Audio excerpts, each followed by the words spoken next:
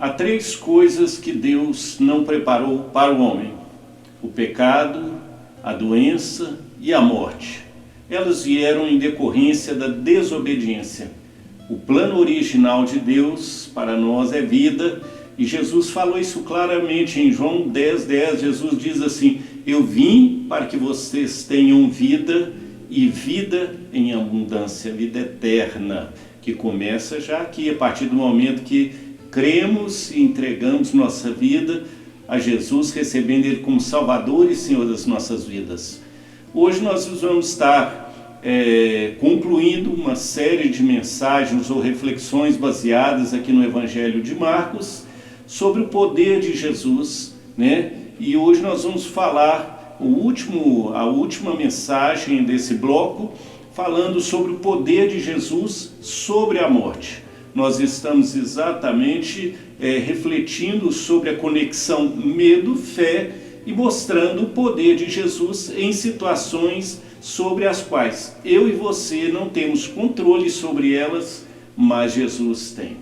E hoje nós vamos então fazer nossa leitura agora no Evangelho de Marcos. E eu quero que você acompanhe comigo essa leitura, Marcos capítulo 5. Evangelho de Marcos capítulo 5, versos de 21 a 24, e nós daí faremos a sequência a partir do 35, porque há um interlúdio aqui, né? Há uma outra situação, mas nós vamos dar prosseguimento no relato aqui que vai de Marcos capítulo 5, 21 a 24 e de 35 em diante. Tendo Jesus voltado no barco para o outro lado, afluiu para ele grande multidão, e ele estava junto do mar. Eis que se chegou a ele um dos principais da sinagoga, chamado Jairo, e vendo-o, prostrou-se a seus pés e insistentemente lhe suplicou: minha filha está à morte, vem, impõe as mãos sobre ela, para que seja salva e viverá. Jesus foi com ele. Falava ele ainda quando chegaram alguns da casa do chefe da sinagoga, a quem disseram: tua filha já morreu, por que ainda incomodas o mestre? Mas Jesus, sem prestar atenção a tais palavras, disse ao chefe da sinagoga: não temas, crê somente. Contudo, não permitiu que alguém o acompanhasse, senão Pedro e os irmãos Tiago e João. Chegando à casa do chefe da sinagoga, viu Jesus o alvoroço, os que choravam, os que pranteavam muito. Ao entrar, lhes disse: por que estáis em alvoroço e chorais? A criança não está morta, mas dorme. E riam-se dele. Tendo ele, porém, mandado sair a todos, tomou o pai e a mãe da criança e os que vieram com ele, e entrou onde ela estava, e tomando-a pela mão disse: Talitá cumi, que quer dizer: menina, eu te mando, levanta-te. E imediatamente a menina se levantou e pôs-se a andar, pois tinha 12 anos. Então ficaram todos sobremaneira admirados. Mas Jesus ordenou-lhes expressamente que ninguém o soubesse e mandou que dessem de comer à menina.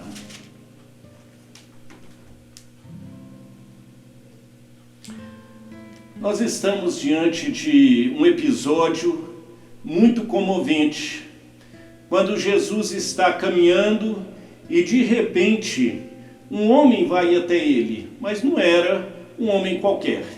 Esse homem, a Bíblia traz o nome dele, ele se chamava Jairo, e a Bíblia diz que ele era um dos principais da sinagoga. Ele era tido como príncipe da sinagoga. Isso diz que ele era uma pessoa que liderava os trabalhos nas sinagogas. ele era responsável pela organização daquele, vamos chamar, culto na sinagoga. As sinagogas, elas surgiram naquela época lá ainda do Antigo Testamento, quando o povo de Deus não podia, né, na época do exílio babilônico, quando o povo de Deus não podia mais ir ao templo em Jerusalém se reunir. Então surgiram as sinagogas onde eles se reuniam para ler a Escritura e para orar. Os judeus a chamavam casa de reunião. E Jairo, esse homem que vai até Jesus, ele é um dos príncipes da sinagoga, ou seja, um dos líderes de uma sinagoga, que era chamada essa casa de reunião. E essa posição de príncipe ou de líder ali implica que ele coordenava, né, os trabalhos, aquela leitura das Escrituras, as orações e as exortações, ele que orientava tudo isso, ele que liderava essa reunião. E ele vai, então, até Jesus, e ele está numa situação de desespero, porque a filha dele está doente e quase morrendo. Então, quando ele vai até Jesus, Jesus está caminhando, há uma multidão, seus discípulos com Jesus, e de repente Jairo vai e chega até Jesus e ele se prostra aos pés de Jesus, ele se lança aos pés de Jesus.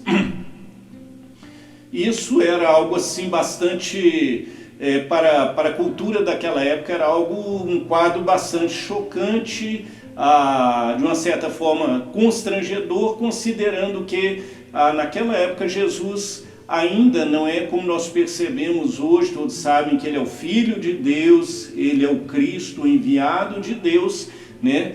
Mas ali eles ainda não tinham essa certeza e muitos duvidavam se ele era de fato o Messias, e ele está fazendo milagres, revelando a sua identidade como Filho de Deus, mas ainda para um líder da sinagoga fazer esse reconhecimento público como Jairo fez, de se prostrar diante de Jesus, é algo realmente atípico. E alguns colocam inclusive um tema nessa passagem como sendo intitulado O Príncipe diante do Rei, porque Jairo era príncipe na sinagoga, líder lá dos trabalhos das sinagogas, mas ele se prostra diante do Rei. Quem é o Rei? O Senhor Jesus Cristo, obviamente, que é o Rei dos Reis, o Senhor dos Senhores. Jairo então se prostra diante de Jesus e ele suplica a Jesus: a minha filha está muito doente, a minha filha está prestes a morrer, vem, impõe a mão sobre ela e ela será salva, ela ficará curada. Jairo, ele está no misto de desespero e fé. Ele encontra-se com Jesus num momento mais difícil de sua vida.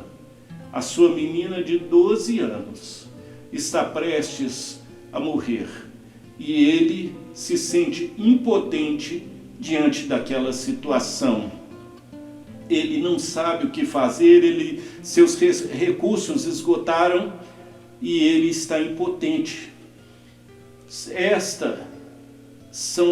A morte, a doença, a enfermidade, a morte, são situações sobre as quais eu e você não temos controle sobre elas, mas Jesus tem. E Jairo foi buscar exatamente a solução em Jesus. A sua filha estava ali, prestes a morrer, e Jairo se sentindo impotente. Eu quero fazer uma pausa para lembrar uma história que eu li há muitos anos atrás, numa revista chamada A Voz, revista da Adonep, Associação de Negócio, né, dos Homens do Evangelho Pleno, né, Demos Chacari, fundador, se não me engano. Então, eu li essa história a respeito de um médico, e a sua esposa era cristã, e a sua esposa ela orava para que seu esposo, esse médico, se convertesse. Esse médico um dia saiu com seu filho, já rapaz, e foram fazer uma viagem, e nessa viagem eles arrumaram mulheres, e numa daquelas noitadas ele ingeriu bebida alcoólica, e ao voltar para casa, para o hotel onde eles estavam hospedados, já tarde, numa estrada deserta, escura, ele, alcoolizado, capotou o carro. Houve um acidente, ele capotou o carro e logo que ele conseguiu sair do carro, ele começou a procurar pelo filho, viu o filho um pouco mais adiante e ele foi até o filho caído, e ele então começou a ver os sinais vitais do seu filho, e ele percebeu que aquele menino estava numa situação que precisava de um socorro urgente. Ele era um excelente cirurgião, um médico muito capacitado, mas ele sabia que seu filho tinha pouco tempo e que ele precisava de instrumento cirúrgico, ele precisava de um aparato com o qual ele poderia socorrer seu filho, e ele não tinha naquele momento. E ele se sentiu completamente impotente diante daquela situação, e num gesto de desespero, ele tomou seu filho no braço, olhou para o céu e disse: Deus, se o Senhor de fato existe, salva o meu filho, e se o Senhor o salvar, eu te darei a minha vida em troca.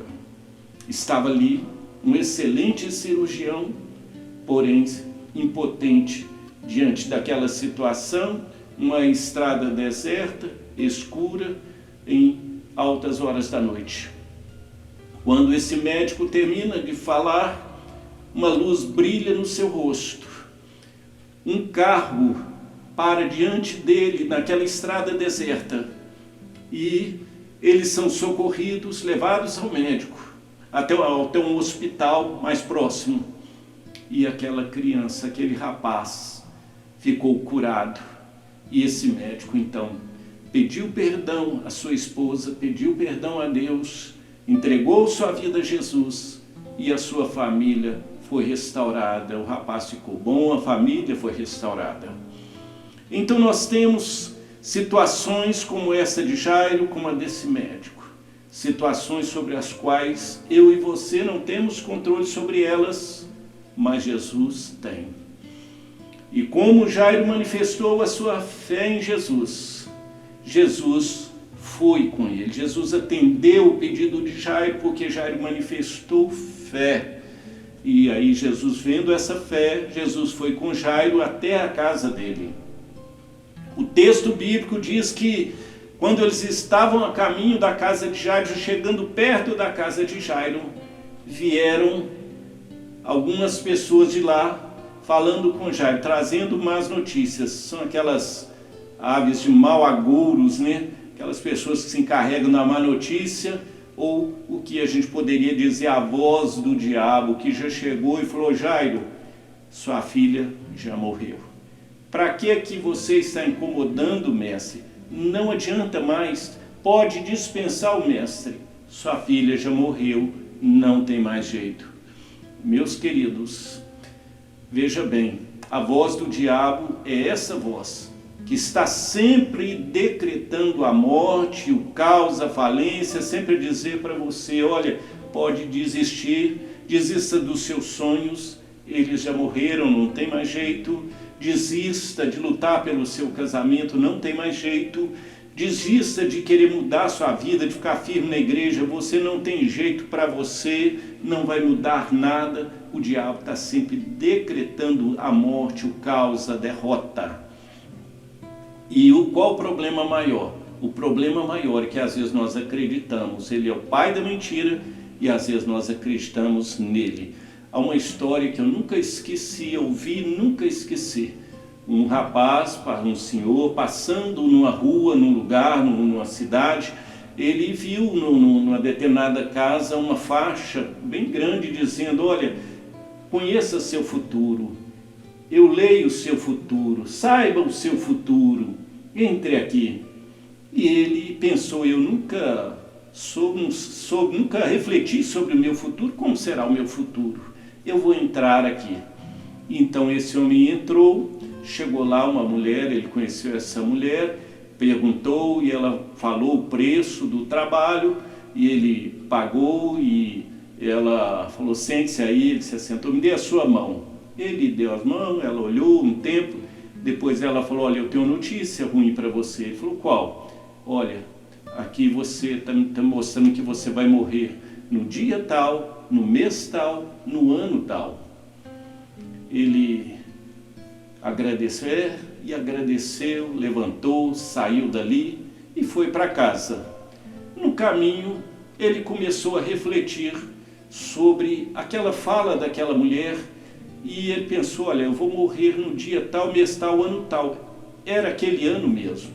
O mês estava perto, pouco mais para frente. E ele viu que ele teria pouco tempo de vida. Ao longo daquele tempo, ele refletia sobre aquilo e aquilo foi gerando nele uma tristeza, uma angústia. Ele começou a não ter vontade de comer, não ter vontade de tomar banho, prostrou-se de cama. E quando estava chegando praticamente na semana da sua morte, uma semana antes, no fim de semana, ele estava já de cama, barbudo, sujo, magro, esperando sua morte chegar, aquele dia chegar. E aí, no fim de semana que antecipou aquele dia, uma criança junto com outras crianças que brincavam próximo à casa dele, entrou ali, vendo ele, e essa criança do nada falou, olha, eu estou vendo que o senhor está aí, o senhor está doente, na minha igreja tem umas pessoas que oram, e as pessoas são curadas, posso chamar essas pessoas para fazer uma oração para o senhor? E ele pensou, bom, eu já vou morrer mesmo, não tem problema aceitar esse povo vir aqui orar por mim não. Falou, pode chamar. Aí ela falou com o pessoal da igreja, combinaram lá aqueles irmãos de ir então num domingo, né, logo pela manhã após a escola dominical, e foram lá. Fizeram uma visita àquele homem e ali eles cantaram, conversaram, leram a Bíblia e finalmente oraram aquela oração fervorosa e convidaram ele, vem à noite, vai à noite estar conosco assistindo o nosso culto. Nós queremos, vai ser muito bom ter você lá. E aí despediu-se, e depois que aqueles homens foram embora, aquele homem ficou refletindo sobre aquelas coisas, aquilo ficou no seu coração, e ele pensou, eu acho que eu vou ir lá nessa igreja, eu já vou morrer mesmo, acho que não tem problema eu ir lá nessa igreja, não vai fazer diferença. E aí ele pensou, mas eu estou muito sujo, eu vou ter que tomar um banho, eu preciso tomar um banho, posso chegar lá desse jeito? Já que eu vou morrer mesmo, acho que não tem diferença eu morrer sujo, morrer limpo, vou tomar um banho. Entrou para o banheiro e ao se olhar no espelho, no banheiro, ele olhou a sua barba e falou, nossa, eu estou muito barbudo, eu acho que eu vou tirar essa barba. Eu vou morrer mesmo, eu posso morrer barbudo e posso morrer sem barba, não vai fazer diferença mesmo. Desfez a barba, entrou para o banho e começou a tomar o banho. E ali, tomando o banho, o estômago roncou e ele sentiu fome. E ele está se enxugando, saindo do banho, e ele pensou, eu acho que eu vou comer alguma coisa. Bom, eu vou morrer mesmo, acho que tanto faz eu morrer de barriga cheia, quanto morrer de barriga vazia, tanto faz. Ali ele preparou uma comida gostosa e como ele estava com fome, comeu bastante, tomou um suco, se alimentou bem. E quando foi dando o momento dele ir na igreja, se arrumou, foi lá, ele viu os louvores, a palavra, ele ficou tão feliz. E finalmente o pastor naquele dia perguntou, alguém aqui quer aceitar Jesus como Salvador e Senhor da sua vida? E ele foi o primeiro a levantar a sua mão. E eles oraram por ele, houve muito choro, houve muita alegria, ele voltou feliz para sua casa. Quando deu o dia que ele era para ele morrer naquela semana seguinte, realmente ele tinha morrido, mas ele tinha morrido para o mundo. Ele tinha morrido para essa vida aqui, ele tinha nascido para Jesus, ele tinha nascido para vida eterna, né? Como Jesus diz lá, se alguém não nascer de novo, não pode ver o reino de Deus, o novo nascimento, parar de viver para si mesmo e passar a viver para Deus, para Jesus. E foi muito lindo, mas ele estava caminhando para a morte. Por quê? Porque o diabo havia falado a mentira e ele estava acreditando naquela mentira. E o que acontece com Jairo é semelhante. Eles dizem para Jairo, olha, não incomoda mais o mestre. Acabou, chegou o fim. Sua menina, de fato, ela morreu. Porém, Jesus, a voz de Deus, Jesus disse: não temas, crê somente. Imediatamente, Jesus ministrou uma palavra de fé, e a palavra de Deus é isso. A Bíblia diz que a fé vem pelo ouvir, e o ouvir a palavra de Deus. À medida que nós lemos a palavra de Deus, nós vemos Deus agindo com seu poder, e nós vemos então que não há impossíveis para Deus. E quando Jesus está declarando, não temas, crê somente, ele está querendo dizer: olha, Jairo, continua exercendo aquela fé que você demonstrou na hora que você encontrou comigo. Mantenha essa fé, não dá ouvido não, continue firme nessa fé. Jesus disse: não temas, crê somente. Essa palavra não temas está na Bíblia 365 vezes, alguns dizem 366, alguns estudiosos, uma para cada dia do ano. Deus não quer que você viva com medo. Deus não quer que sua vida seja guiada pelo medo, mas sim pela fé, pelos planos de Deus na sua vida, olhando para Jesus com fé. E aí Jairo prossegue com Jesus. Esta é a voz de Deus. E eu aproveito para dizer para você, não fique sintonizado ali na fala do inimigo. Fique sintonizado na palavra do Senhor, na palavra de Jesus. Tudo é possível que crer. E Jesus então vai chegando com Jairo até a sua casa, e de longe dava para ouvir o choro das pessoas, o desespero, todo aquele clima já mesmo. Naquele tempo aqui não tinha velório, a pessoa pouco tempo depois que morria, não demorava muito, ela era sepultada, então era aquele momento de despedida.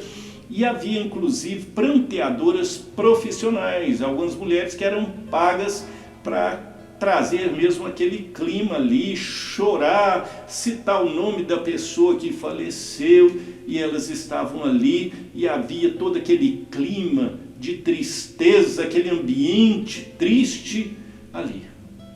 Porém, quando Jesus chegou, Jesus falou: por que estão chorando? Essa menina não está morta, ela está dormindo. Essa palavra foi uma provocação para eles que estavam ali, e certamente a maioria deve ter pensado: de onde saiu esse doido? Qual casa que saiu esse doido? Nós estamos aqui há tanto tempo, nós vimos essa menina doente, nós pelejamos com ela, nós vimos como é que ela foi piorando, e agora não tem mais os sinais vitais, a menina está morta, e ele acabou de chegar e vai falar. E se a Bíblia diz que eles começaram a rir de Jesus, e a expressão lá no original é a ideia de que eles estavam com zombaria, quer dizer, todo aquele choro, aquele pranto, aquela coisa, aquele teatro, virou de repente por uma zombaria em relação a Jesus. Porém, Jesus pôs eles para fora, mandou que eles saíssem. Vejam bem, quero que você observe algumas coisas. Primeiramente, Jesus disse: ela não está morta. Não é que aquela menina de fato não estivesse morta, não era mudando aquele diagnóstico ali, mas era uma profecia de fé, porque Jesus já sabia o que ele ia fazer. E também Jesus tira essa palavra morte, que é uma palavra pesada. Dom Gossé, ele escreve um livro intitulado Há Poder em Suas Palavras, E a palavra morte é uma palavra muito forte. Evoca todo tipo de sentimento triste, perda, tragédia, separação. Jesus tirou essa palavra. E Jesus usou uma outra palavra, mas ela dorme. É, no Antigo Testamento, uma figura de linguagem conhecida como eufemismo.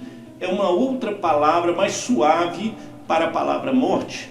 É a mesma palavra que Jesus usou na ressurreição de Lázaro, lá em João 11, onde Jesus falou assim, falou com seus discípulos: Lázaro está dormindo e nós vamos despertá-lo. E um dos discípulos falou assim: então se ele está dormindo, está bem. Não, Jesus falou: não, ele está de fato morto.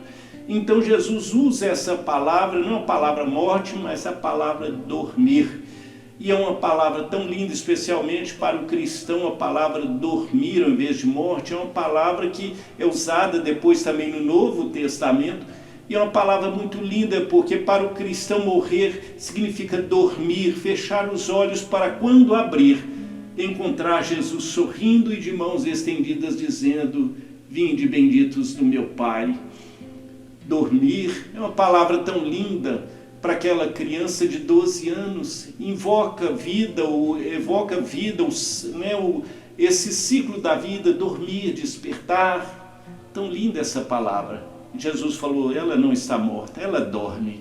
E aí Jesus pede que aqueles incrédulos que estavam zombando dele, Jesus falou: tira todo mundo, faça sair todo mundo. Jesus não estava ali preocupado em fazer um show, ele não queria impressionar aquelas pessoas. Jesus não era candidato a nada, nem um emergente na sociedade. Ele não queria fazer um show, ele não buscava a popularidade, Jesus buscava fé. E ali estava fé na vida de Jairo, e ele então pede que aquelas outras pessoas se retirem. E logo que elas saem, Jesus vai até o lugar em que a menina está com Jairo. Perceba, o espetáculo da fé, ele é para um público seleto. Jesus não está preocupado em impressionar incrédulos. Ele quer impressionar os crentes, aqueles cristãos, aquele que crê nele, ele quer impressionar. E diz que o resultado da fé é ver aquilo que se creu. E Jesus então sobe com Jairo, vai até onde está aquela menina. E chegando junto a ela, Jesus levou, a Bíblia diz que ele levou Pedro, Tiago e João. Só esses 3 discípulos. É o ciclo mais íntimo de Jesus, né? Num determinado momento Jesus tem 70 discípulos, dos 70 ele tem 12 que são mais chegados, dos 12 ele tem 3 que são mais chegados, e dos 3 tem um que era João, que a Bíblia diz que reclinava a cabeça no peito de Jesus, era um discípulo mais próximo de Jesus. Então esse ciclo mais íntimo de Jesus está ali. Eles foram com Jesus e presenciaram este milagre. Quando eles sobem ali com Jesus e os pais dessa menina, Jesus toma então essa menina pela mão. E Jesus diz a ela: Talitá cumi, que quer dizer: menina, eu te mando, levanta-te. Essa expressão de Jesus é em aramaico, né? Marcos coloca ali a expressão em aramaico, e Talitá significa ou cordeiro, ou jovem, uma pessoa jovem, e cumi é um imperativo, levante-se. E a expressão de Jesus fala que é traduzida lá: menina, a ti te digo, levanta-te. E a menina se levantou. Jesus não olhou os sinais vitais, respiração, nada. Jesus não precisou de fazer isso. Ele deu ordens para que aquela menina se levantasse. E aí nós vemos o poder de Jesus. Ele não precisou olhar os sinais vitais, porque Jesus é a própria vida. Ele é a própria vida. E assim ele chama. E aquela menina volta à sua vida e ele a entrega aos seus pais. E a Bíblia diz que ela tinha 12 anos. Que idade linda! E então nós imaginamos agora a reversão daquela situação, da tristeza, da angústia, do desespero, para agora uma alegria, uma festa e uma gratidão que Jairo e a sua esposa não tinham como agora agradecer ao mestre. Jairo, que era o líder, né, dos trabalhos na sinagoga, eu imagino que agora, quando ele voltar para a sinagoga, ou quando ele voltou para a sinagoga, seus trabalhos ganharam mais vida, porque antes era como se fosse talvez só uma religião, um ritual, mas agora não era mais isso, era um relacionamento. Ele encontrou de fato Jesus, o autor da vida. Isto é muito lindo. E algumas pessoas observam, e eu observo pensando: eu sou pastor. Quantas vezes enfrentei problemas na minha família, de enfermidade, situações tão difíceis que eu mesmo precisei de um milagre. Às vezes as pessoas pensam: não, ele é tão dedicado, ele não deve ter problema nenhum. Seria ótimo. Mas acontece na vida também daqueles que servem a Deus. fielmente, piedosamente, às vezes também atravessam lutas, como foi o caso de Jairo. Mas ele foi na pessoa certa e ele exerceu a fé na pessoa certa e aquela situação, milagre aconteceu. Onde existe fé, existe milagre. Deus só quer encontrar a fé. A única coisa que Deus requer de nós é a fé. E eu quero encerrar dizendo para você, então, tenha fé. Como pastor eu visito hospitais, às vezes estamos também em velórios, em cemitérios, e é tão triste às vezes esses momentos, mas eu quero dizer para você, não precisa ter medo da morte. Você pode ser salvo bastando apenas crer. Se você ler em Atos capítulo 16, no verso 30, há uma pergunta que um homem faz ao apóstolo Paulo e seu companheiro Silas, companheiro de prisão, de viagens, e ele pergunta a Paulo e Silas: senhores, o que eu preciso fazer para ser salvo? Essa pergunta desse homem é a pergunta que o mundo inteiro se faz. Todos têm medo da morte porque não sabem o que há do outro lado. E, na verdade, as religiões surgiram exatamente por causa desse desconhecido, desse misticismo que vem a ser o outro lado. E aí surgiram as religiões como tentativa de dar alguma resposta, e há várias respostas que as pessoas dão a essa pergunta, e de acordo com a resposta a pessoa vai agir daquela forma. Uns acreditam que vão ser salvos fazendo boas obras, sendo ótimas pessoas, e eles procuram fazer isso. Em alguns lugares, onde tem lá o Islã e tudo, muitas pessoas acreditam que o corpo é mau e que tem que judiar desse corpo para ser salvo, e pegam pedras num saco, batem nas costas, se autoflagelação, porque eles acreditam que esse é o processo para ser salvo. Outros acreditam no que é chamado reencarnação, o que contraria a palavra de Deus, porque em Hebreus, capítulo 9, verso 27 diz: mas como aos homens está ordenado morrerem uma só vez, vindo depois disso o juízo. Então não tem, não é bíblico, essa doutrina não é bíblica. Mas aí você vai me perguntar, qual então é a resposta a essa pergunta tão séria? O que eu preciso fazer para ser salvo? E o apóstolo Paulo e Silas, eles respondem, está lá em Atos 16, 31. Apóstolo Paulo e Silas dizem: crê no Senhor Jesus Cristo e serás salvo, tu e a tua casa. Então a salvação é pela fé. Nós não somos salvos porque somos bons, nós somos salvos porque Deus é bom e Ele nos salva.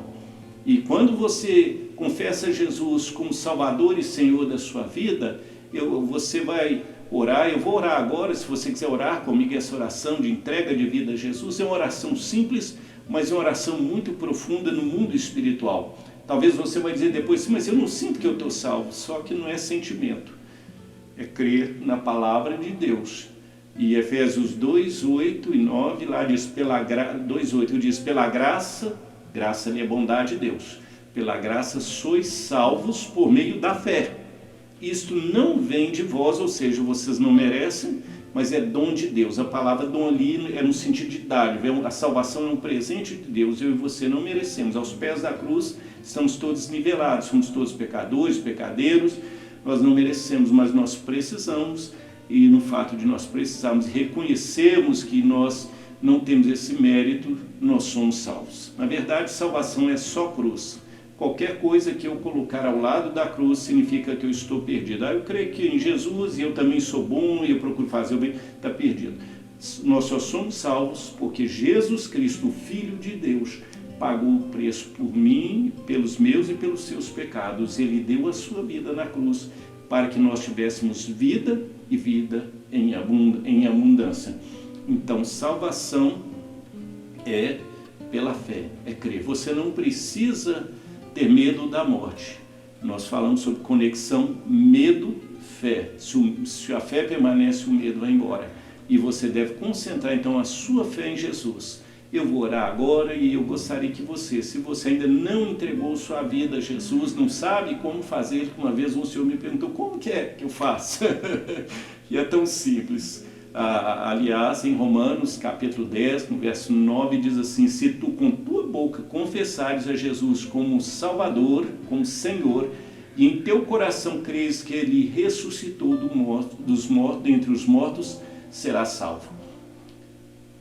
Então, você tudo que tem que fazer é isso, é confessar Jesus como Salvador e Senhor e crer no seu coração de que o sacrifício de Jesus foi suficiente para salvar você. E que você não é salvo porque você merece, como eu também não sou.